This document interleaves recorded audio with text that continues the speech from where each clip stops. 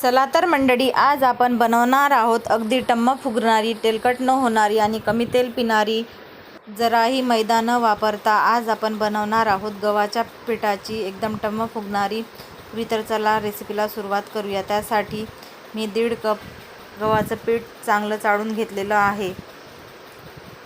त्यानंतर त्यामध्ये आपल्याला 2 टेबलस्पून रवा घालून घ्यायचा आहे। रवा आपल्याला बारीकच वापरायचा आहे। त्यानंतर त्यामध्ये चवीप्रमाणे मीठ घालून घ्यायचं आहे आणि 1/4 टेबलस्पून आपल्याला पिठी साखर घालून घ्यायची आहे।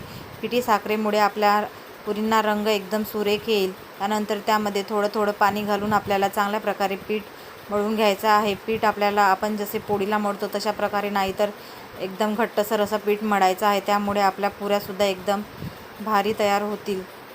तर बघू शकता इथे पीठसुद्धा आपलं एकदम घट्टसर असं मळून झालेलं आहे। त्यानंतर 10 मिनिट रेस्टसाठी ठेवलेलं होतं।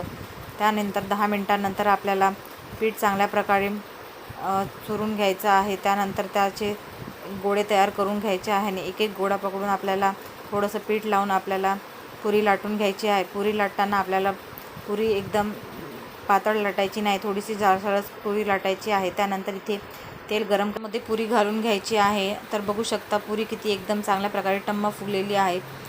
अशाच प्रकारे आपण सगळ्या पुऱ्यासुद्धा तळून घेणार आहोत। या गुढीपाडव्याला तुम्ही कमी तेलकट होणारी अगदी टम्म फुगणारी पुरी नक्की ट्राय करून बघा। तोपर्यंत धन्यवाद।